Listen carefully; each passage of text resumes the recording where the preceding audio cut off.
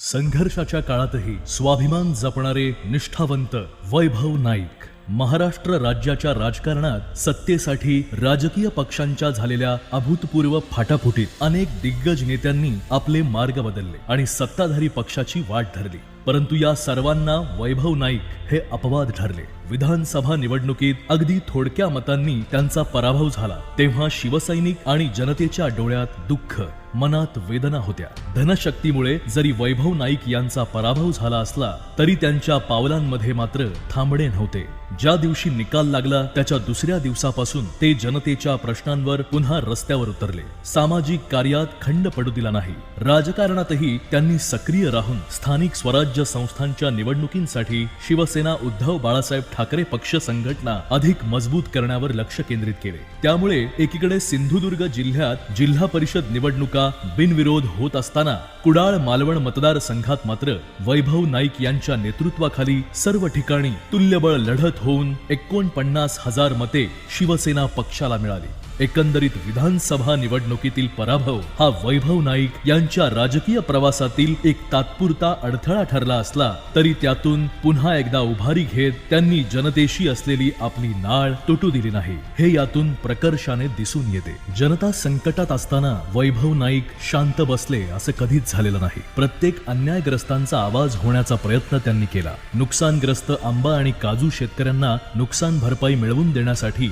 वैभव नाईक यांनी मुख्यमंत्री देवेंद्र फडणवीस यांची भेट घेऊन शेतकऱ्यांना तत्काळ भरघोस मदत देण्याची मागणी केली। तसेच शेतकऱ्यांनी केलेल्या आंदोलनातही ते सहभागी झाले। भात पीक कापणीवेळी सिंधुदुर्ग जिल्ह्यात पावसाने थैमान घातले असताना वैभव नाईक यांनी शेतकऱ्यांच्या बांधावर जाऊन नुकसानीची पाहणी केली। सरकारला नुकसानीचे पंचनामे करण्यास भाग पाडले। फळ पीक विम्याच्या थकीत रकमेसाठी आंदोलन करून शेतकऱ्यांना त्यांच्या हक्काचे पैसे मिळवून दिले। सिंधुदुर्ग मेडिकल कॉलेजमध्ये रुग्णांची हेळसांड झाल्याने डीन यांना जाब विचारला। गॅस सिलेंडरचा पुरवठा सुरळीत व्हावा यासाठी कुडाळ तहसील कार्यालयात आंदोलन केले। सिंधुदुर्ग जिल्ह्यातील शाळा वाचवण्यासाठी काढलेल्या मोर्चात वैभव नाईक सहभागी झाले। मुंबई गोवा महामार्गावर पडलेल्या खड्ड्यांमुळे अपघात होऊन अनेक नागरिकांचे जीव जात असल्याने सरकारला जाग आणण्यासाठी महामार्गावर त्यांनी रास्ता रोको आंदोलन केले। खड्डेमय झालेल्या कुडाळ मालवण राज्यमार्गावर बैलगाडीद्वारे आंदोलन केले। झाराप तिठा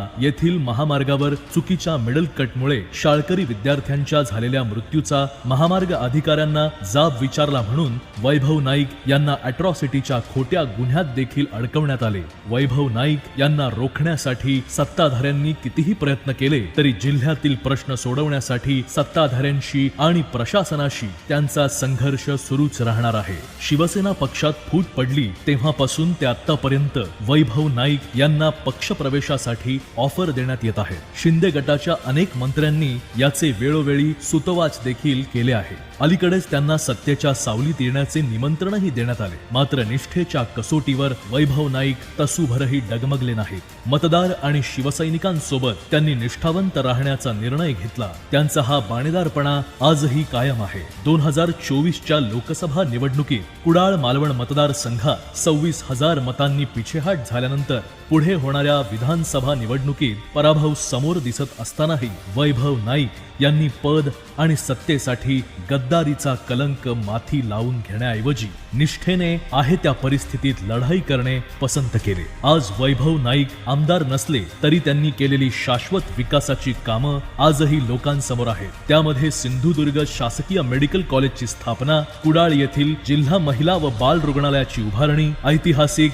शिवराजेश्वर मंदिराचे नूतनीकरण व सिंहासनाची उभारणी, सिंधुदुर्ग किल्ले प्रवासी जेटी, कुडाळ मालवण ओरस या बस स्थानकांच्या नूतन इमारतींची बांधणी, कुडाळ येथे अद्ययावत क्रीडा संकुल व क्रीडांगणाची उभारणी, मालवण नळ पाणी योजना, मालवण किनारपट्टी भागात भूमिगत विद्युत वाहिन्या, मांडकुली, कोळंब, दुकानवाड, आंबेरी, उपवडे, अणाव, वराड, किर्लोस, पुळास येथील नदीवर मोठ्या पुलांची उभारणी, कुडाळ भंगसाळ नदीवर ब्रिज कम बंधारा, देवबाग येथे जिओ ट्यूब बंधारा, तळाशील देवबाग, सर्जेकोट, पोतजुवा मसूरकर जुवा येथे दगडी धूप प्रतिबंधक बंधारे अशी एक ना अनेक विकास कामं वैभव नाईक यांनी प्रत्यक्षात करून दाखवली आहे. सत्तेच्या प्रलोभनांपुढे न झुकता प्रभू श्री रामांचा एकवचनी आदर्श डोळ्यासमोर ठेवून संघर्षाच्या काळातही स्वाभिमान जपणाऱ्या माजी आमदार वैभव नाईक यांना वाढदिवसाच्या हार्दिक शुभेच्छा.